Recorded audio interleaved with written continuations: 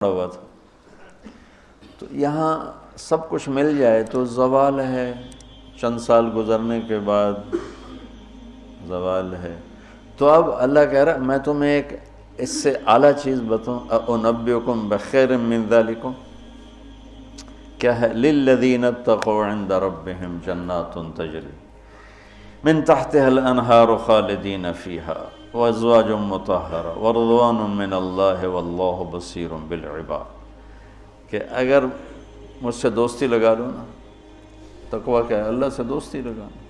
اور تقویٰ کوئی ایسی آسمانی مخلوق نہیں ہے یا ایسی کوئی مشکل صفت نہیں ہے جو پیدا عام سے عام مسلمان تقوی والا ہو سکتا۔ آگے آئیں گی، میں وہ بتا رہا ہوں، بلکہ پہلے وہ بتا دیتا ہوں کون ہے تقوی والے۔ اللہ جو یہ کہتے ہیں اللہ ہم تیرے اوپر ایمان لائے، یا اللہ ہمارے گناہ معاف فرما، ہمیں جہنم سے نجات عطا فرما۔ اور تقوی والے کون ہوتے ہیں؟ جو صبر کرتے ہیں، جو سچ بولتے ہیں، جو عبادت کرتے ہیں، جو خرچ کرتے ہیں، اور جو تہجد پڑھتے ہیں۔ لو یہ 4-5 باتیں ہیں، یہ کر لو تو آپ تقوی والے ہو۔ تو اس پر ملنے والا کیا ہے؟ جنات تجری من تحتها الانہار۔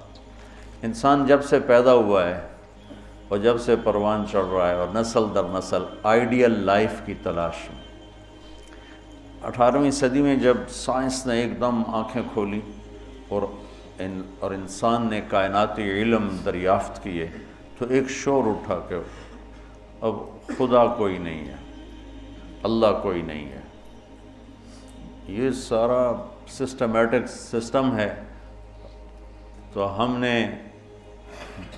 مادی طاقتوں کا راستہ دیکھ لیا ہے، ہمیں کسی خدائی جنت کی ضرورت نہیں، ہم دنیا کو جنت بنا دیں گے۔ یہ 18ویں صدی میں بہت انکار، اللہ کے انکار کی بہت ہوا چلی۔ پھر انسانی علم خود یہاں تک پہنچا کہ نہیں، اللہ کے انکار کے بغیر کائنات کا کوئی نہ سر ہے نہ پیر ہے، نہ توجیہ ہو سکتی ہے، نہ کوئی اس کے کسی سوال کا جواب ہو سکتا ہے، لہذا ایک خالق ضرور ہے جس نے اس کائنات کو پیدا کیا ہے۔ تو انسان، اچھا ایک بات پہلے میں جو میڈیکل سائنس کہتی ہے کہ انسان اپنے ذہن میں کبھی بھی ناممکن کی تمنا نہیں کر سکتا۔ آپ کو کسی ان پڑھ سے ان پڑھ، ایک چھوٹی سی مثال، کدی 2 تے 2 5 ہو جان، کسی کو یہ تمنا کرتے دیکھا کدی 2 تے 2 5 ہو جان۔ ایک چھوٹی سی مثال عام فہم دی ہے، اس کو پھیلا دو۔ انسان کا کمپیوٹر ناممکن کو نہ سوچتا ہے نہ تمنا کرتا ہے، اندر وہ چیز جاتی نہیں، ناممکن کی تمنا نہیں پیدا ہوتی۔ پھر یہ زندگی کیوں چاہتا ہے؟ یہ کیوں چاہتا ہے موت نہ آئے، موت نہ آئے، موت نہ آئے؟ یہ کیوں چاہتا ہے جبکہ ناممکن کی تمنا اندر نہیں پیدا ہوتی؟ یہ مستقل صحت کیوں مانگتا ہے، لمبی عمر کیوں مانگتا ہے، ہر وقت کی جوانی کیوں مانگتا ہے، ہر وقت کی خوشی کیوں مانگتا ہے، جبکہ یہ ساری چیزیں ناممکن ہیں۔ اس جہان میں ہر وقت کوئی خوش نہیں رہ سکتا، ہر وقت کوئی صحت مند نہیں رہ سکتا، مستقل کوئی زندہ نہیں رہ سکتا۔ پھر یہ ساری خواہشیں جو ابھرتی ہیں یہ بھی بتلاتی ہیں کہ کوئی جہان ایسا چھپا ہوا ہے جہاں زندگی ہے، موت نہیں، آئیڈیل لائف ہے اور کوئی دکھڑا نہیں۔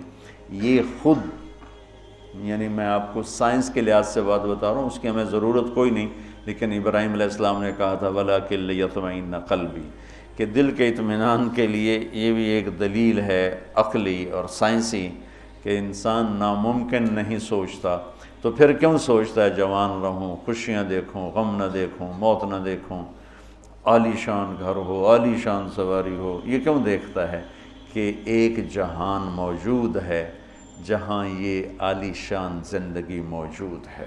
وہ کہاں ہے؟ عند ربہم، وہ اللہ کے پاس۔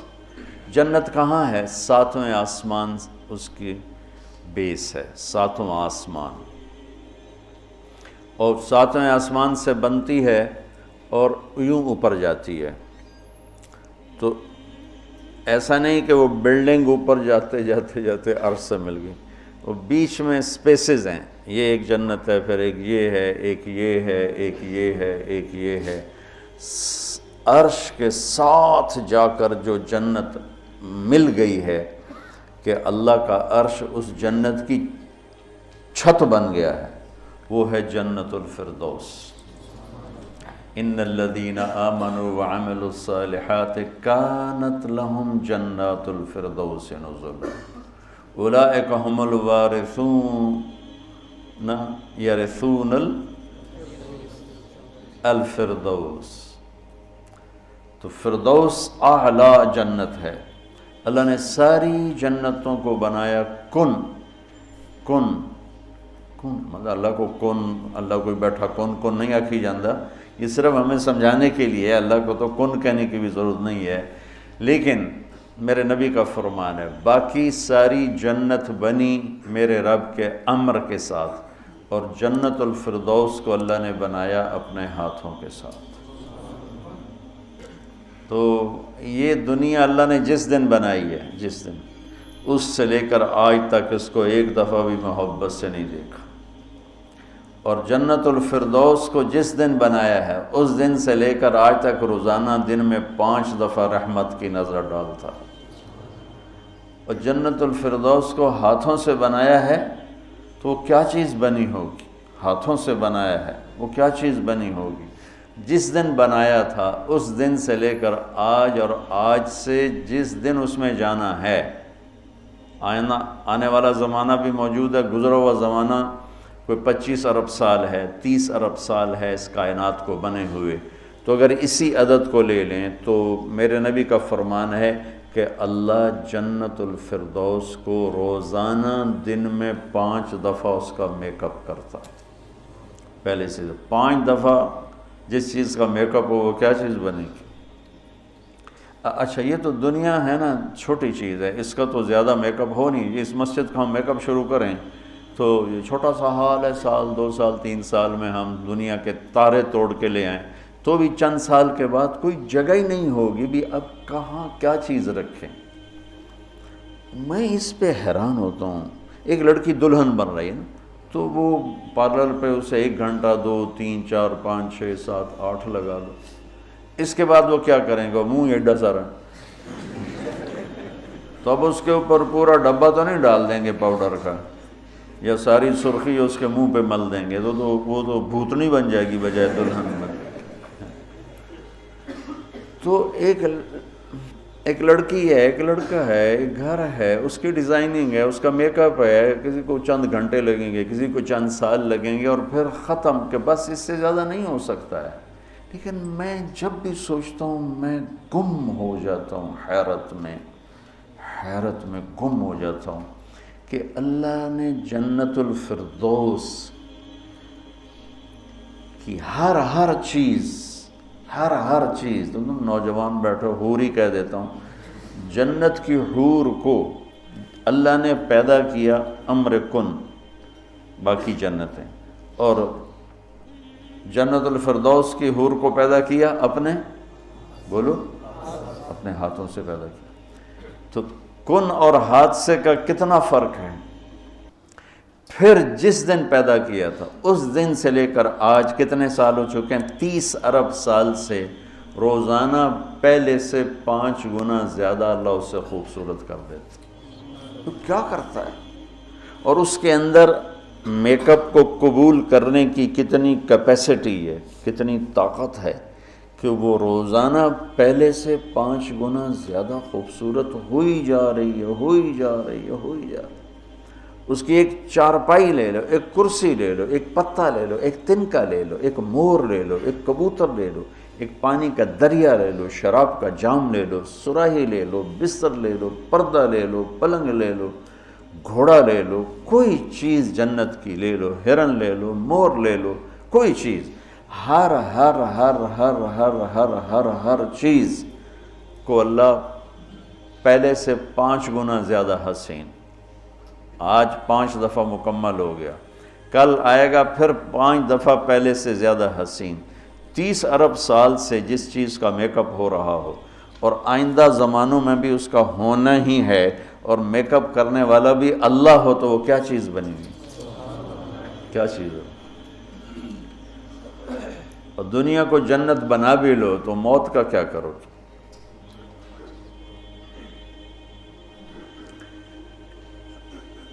ایک آدمی نے بہت عالیشان بنایا اپنا گیٹ گھر، تو میں اس کے ساتھ جا رہا تھا تو مجھ سے کہنے لگا مولانا صاحب اتنے ہی ویکھو، اسی تو اتنے روپیے لا چھڑیں تسی ویندے ہی نہیں پے ہو، دیکھو میں نے کیا بنایا۔ تو مجھ سے کہنے لگا مولانا صاحب اتنا ویکھو تو میں کتنے پیسے لائیں تے کی بنا دیتا ہے۔ تو میرے بولنے سے نا پہلے خود ہی بول پیا، پر مصیبت ہے مر جامنا ہے چھڑ جامنا، ساتھ ہی پر مصیبت ہے مر جامنا ہے چھڑ جامنا۔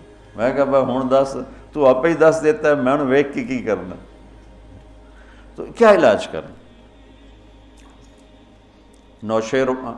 نوشیروان کے پوتے خسرو پرویز نے محل بنایا 11,000 پلر پر، 11,000 ستونوں پر محل بنایا، اور 10 سال نہیں رہ سکا اس میں، اور وہ محل زیر و زبر ہو گیا۔ کیسر نے شکست دی اور محل کو آگ لگا دی۔ عبد الرحمن الناصر اموی بادشاہ نے اسپین میں محل بنایا 4,316 پلر اور برج، اور 25 سال صرف اس میں رہا، اور جا کے اسی قبر میں گر گیا جس قبر میں غریب جا کے گرتا ہے۔ آج اس محل کے کھنڈر میں دیکھ کر آیا ہوں قرطبہ میں کہ کیا وہ شان و شوکت 300 ہجری میں بننا شروع ہوا، اور 1,000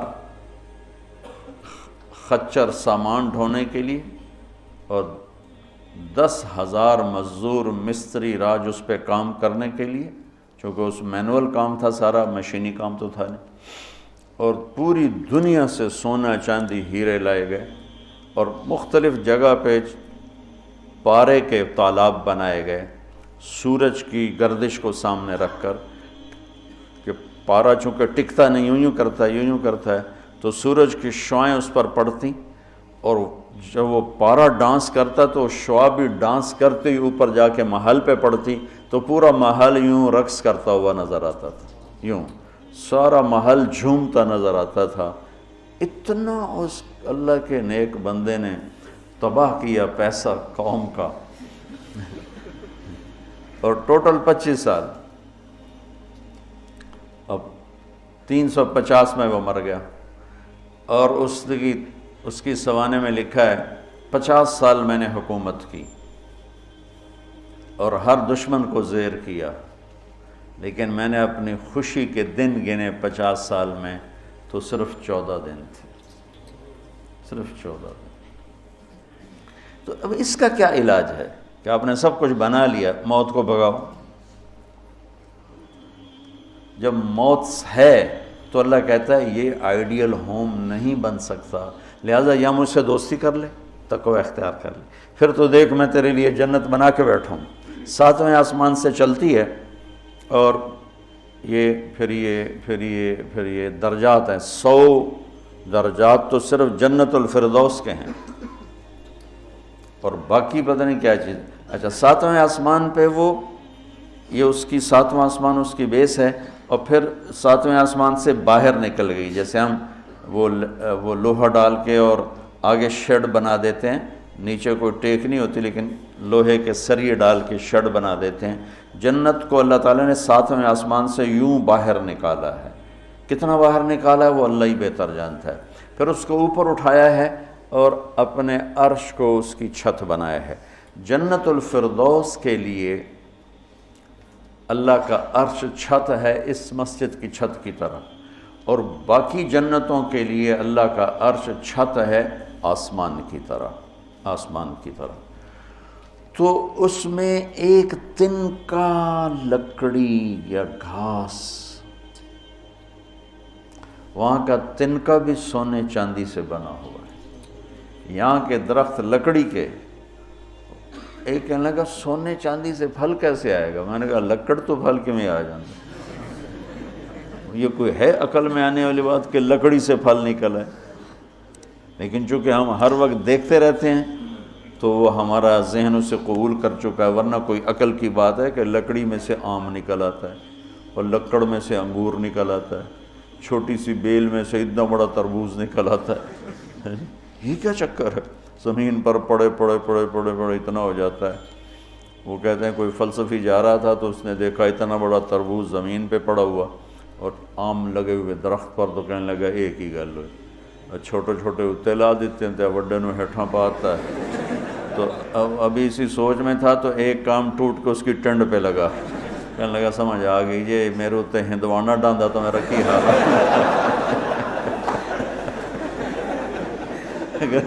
میرے اوپر یہ تربوز گرتا تو میرا کیا حال ہوتا, مجھے سمجھ میں آ گیا. تو اللہ نے ادنا ترین چیز جو لگائی ہے جنت میں سونا اور چاندی ہے, زمرد اور یاقوت ہے, ہیرا اور جوہر ہے. اور میں نے ملکہ برطانیہ کے محل میں دیکھا, اس کے تاج میں, ان کے محل میں عجائب گھر بنا ہوا تو ان کے تاج میں لگا ہوا تھا کوہ نور. لیکن اب اس کی وہ شان و شوکت نہیں رہی, چونکہ کاٹ کے تاج میں لگایا اور پھر 3 ٹکڑے کر کے آگے ایک پٹی میں رکھا ہوا تھا. یہ پورا جب ہیرا تھا تو دیوگری جنوبی ہند کی ایک ریاست تھی, اسے علاؤ الدین خلجی نے فتح کیا. تو جب مال غنیمت کے لیے خزانے کا دروازہ کھولا گیا تو اس میں یہ ہیرا پڑا ہوا تھا. تو علاؤ الدین خلجی کے منہ سے بے ساختہ نکلا کوہ نور, یہ تو نور کا پہاڑ ہے. تو اس سے اس ہیرے کا نام ہی کوہ نور پڑ گیا. تو پھر جب انگریزوں نے فتح کیا ہندوستان کو تو پھر ملکہ برطانیہ کے لیے اسے جہاز کے ذریعے سے وہاں لندن پہنچا دیا گیا. یہ دنیا کا سب سے بڑا ہیرا تھا, ہو سکتا ہے اب اس سے بڑے ہوں, لیکن جنت کے کسی بھی لباس میں, تاج میں, گلاس میں, سراہی میں, میز پر, کرسی پر, بستر پر, مسیری پر, پلنگ پر, دروازے پر, کھڑکی پر جو موتی ہیرے جڑے ہوئے ہوں گے, اس میں سب سے چھوٹا موتی یا ہیرا یا نیلم یا زمرد یا پکھراج, جو بھی تم نام لے لو, جو آج دنیا میں قیمتی پتھر پائے جاتے ہیں, اس کو لا کر یہاں ٹیبل پر رکھ دو. وہ اتنا سارا ہو تو میرے رب کی قسم یہاں سے آسمان تک روشنی پھیل جائے گی اور خوشبو پھیل جائے گی, خوشبو پھیل جائے گی. تو اللہ تعالیٰ کہہ رہا ہے تم مجھ سے صلح تو کرو, مجھ سے یاری لگاؤ, تو میں نے آئیڈیل ہوم تمہارے لیے بنایا ہوا ہے. ایک نوجوان کہنے لگا اللہ حوروں کا لالچ کیوں دیتا ہے؟ میں نے کہا زنا سے روکنے کے لیے, کیونکہ لوگ شادی کر کے بھی زنا نہیں چھوڑتے ہیں, اور اللہ معاشرے کو پاک دامن دیکھنا چاہتا ہے. جس معاشرے میں زنا پھیل جاتا ہے وہ معاشرہ برباد ہو جاتا ہے. تو اللہ چاہتا ہے کہ ہر مرد عورت پاک دامن زندگی گزارے, اس لیے نے نکاح کا راستہ رکھا, اور پھر مرد کی شہوت کو روکنے کے لیے وعدہ کیا تو یہاں صبر کر, حلال کام کر, تو آجا میرے پاس, میں نے تیرے لیے تیری اس خواہش کا سامان تیار کر کے رکھا ہوا ہے. کہ یہاں کا مادہ مٹی ہے, وہاں کا مادہ مشک و عنبر ہے, وہاں کی گھاس زعفران کی ہے, یہاں زعفران اتنا سا ملتا ہے اور لاکھوں روپے کا کلو ملتا ہے, اور وہاں پوری میدان میں جو گھاس ہے وہ زعفرانی ہے, اور گھر کی 1 اینٹ موتی کی ہے, 1 اینٹ زمرد کی ہے, 1 یاقوت کی ہے, 1 زمرد کی ہے, 1 سونے کی ہے, 1 چاندی کی ہے, بیچ میں مشک کا گارا ہے اور زعفران کی گھاس ہے, اور اللہ کا عرش اس کی چھت بنایا گیا ہے. اور وہ اندر بیٹھو تو باہر نظر آتا ہے, باہر بیٹھو تو اندر نظر آتا ہے. میں نے جو ایک دفعہ جنت کا محل دیکھا خواب میں, تو یہ اس کی میں نے صفت جو پڑی تھی وہ میں نے آنکھوں سے دیکھی کہ میں اس کے اندر چل رہا تھا, مجھے باہر بھی نظر آ رہا تھا اور اوپر بھی نظر آ رہا تھا اور دائیں بائیں بھی نظر آ رہا تھا. حالانکہ میں ایک گیلری میں چل رہا تھا, اور اس کا جو فرش تھا مجھے لگتا تھا ہر فرش کی ٹائل کے نیچے سورج نکلا ہوا ہے, اس طرح اس میں سے روشنیاں نکل رہی تھیں, روشنیاں نکل رہی تھیں.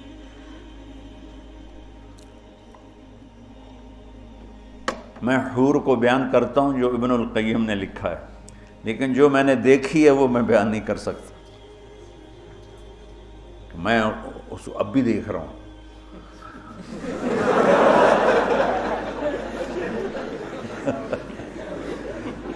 میرے رب کی قسم میں کیسے بتاؤں کہ وہ کیا حسن، کیسے بتاؤں؟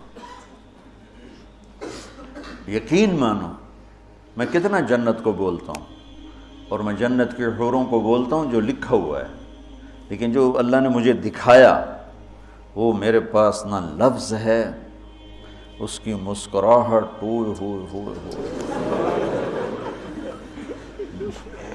اگر وہ دنیا میں ہوتی تو میں تو ویسے مری فوت ہی ہو جاتا۔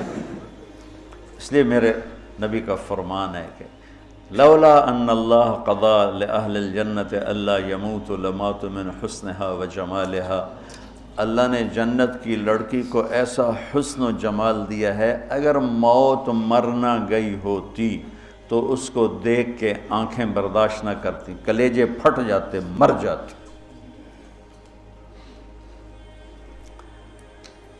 تو یہاں کی عورتوں کے لیے بھی بشارت ہے کہ ایمان والی نیک صالح پاک دامن عورت جنت کی اس حور سے 70,000 گنا زیادہ خوبصورت ہوگی۔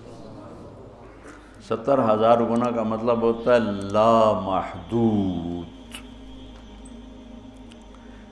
ایک دفعہ حضرت ام سلمہ نے پوچھا یا رسول اللہ نساء الدنیا افضل ام نساء الجنہ، دنیا کی عورتیں افضل ہیں یا جنت کی عورتیں؟ آپ نے فرمایا بل نساء الدنیا، ام سلمہ دنیا کی عورت۔ تو انہوں نے کہا یا رسول اللہ وہ کیسے؟ یعنی ہم تو مٹی سے بنی ہیں اور گندگیوں میں بھری ہیں، اور وہ تو مشک عنبر زعفران کافور سے بنی ہیں، پاک پاکیزہ ہیں۔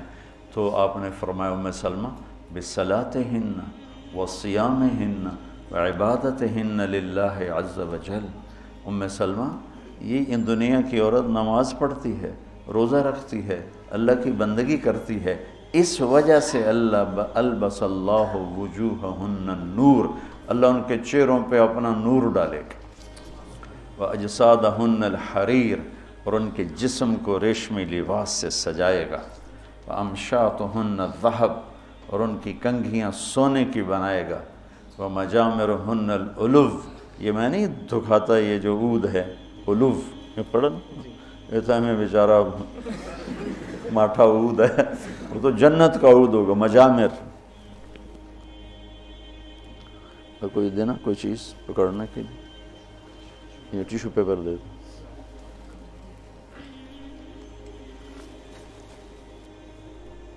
دو۔ اس کو کہتے ہیں مجمار۔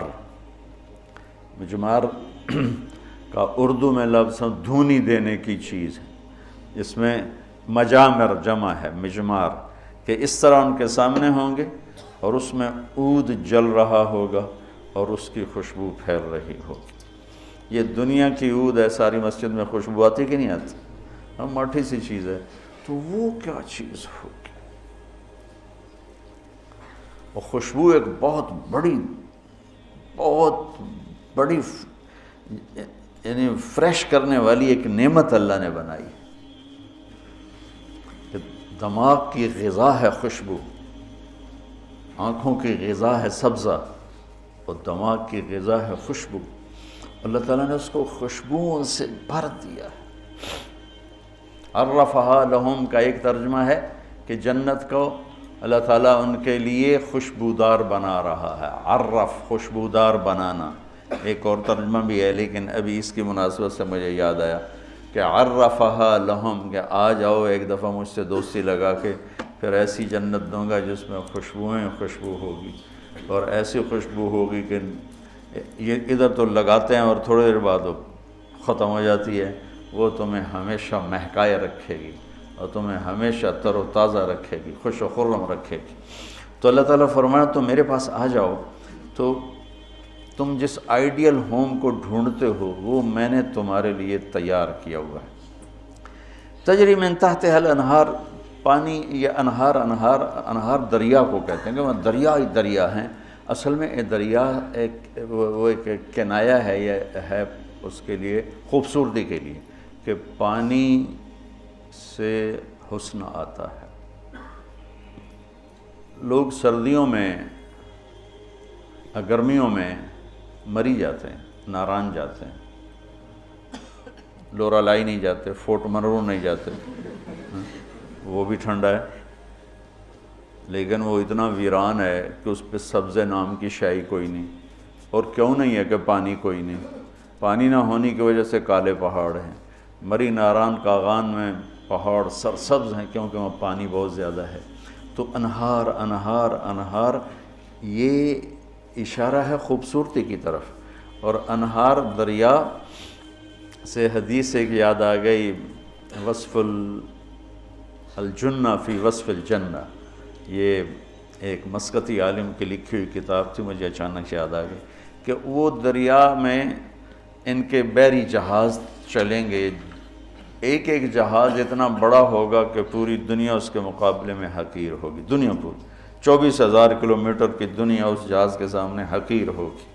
تو جب وہ اس جہاز پہ چڑھیں گے سیر کرنے کے لیے تو وہاں ان کے لیے الگ بیویاں ان جہازوں میں ہوں گی، اور ان کو مچھلیاں گھیر لیں گی چاروں طرف سے۔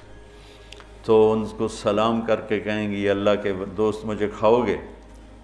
وہ کہے گا کھاؤں گا۔ تو وہ پوچھے گی مچھلی، کباب کھاؤ گے سالن کھاؤ گے؟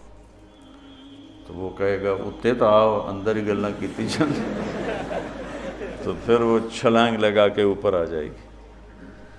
تو موت تو ہے نہیں، تو وہ کہے گا کباب کھلاؤ، تو وہ یوں کرے گی، تو ایک کندھے سے کباب نکل کے سامنے آنا شروع ہو جائے، کہے گا سالن دے، تو یوں کرے گی۔ تو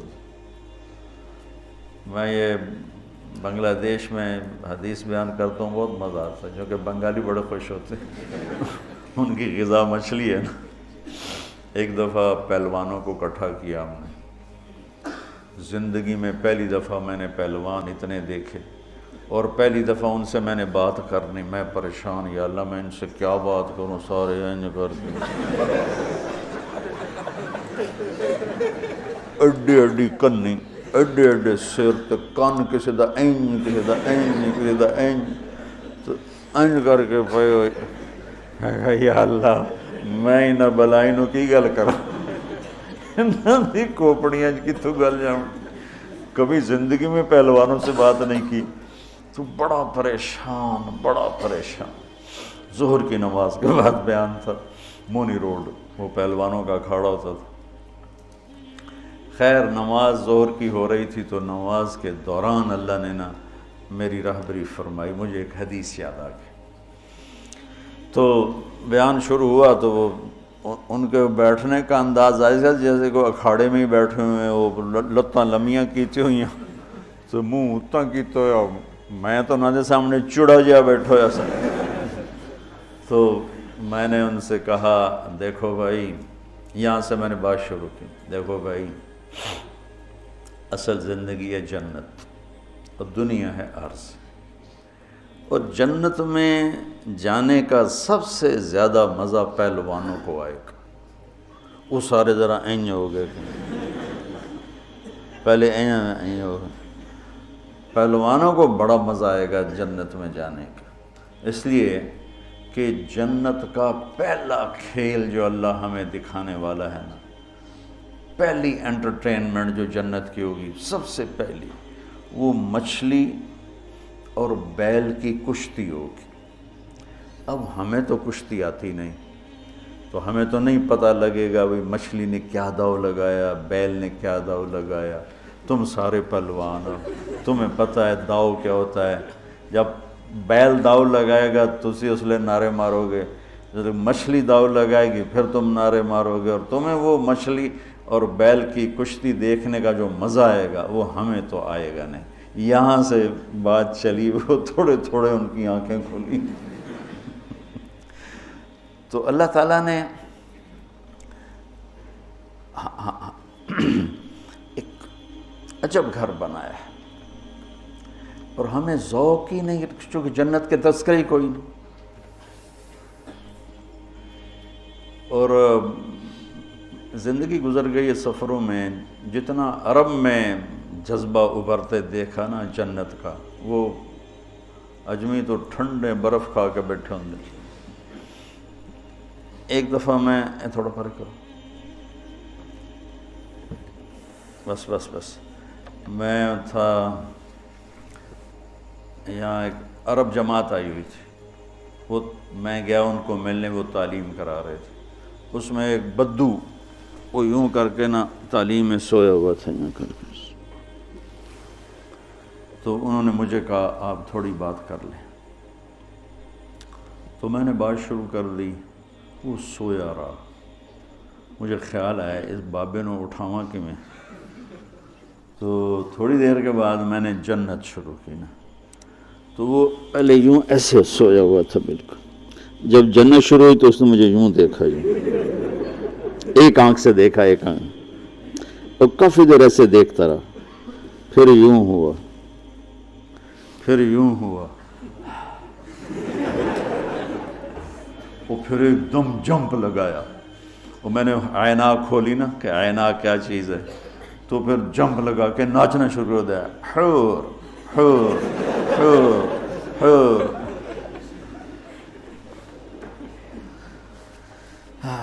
تو میرا رب کہتا ہے دوستی لگا لے، گھر تیار ہے، یہاں سونے چاندی کا گھر بھی چھوڑ کے ہی تو جاؤ گے نا، اور وہاں وہ گھر بنایا ہے جسے چھوڑو گے نہیں، ہمیشہ رہو۔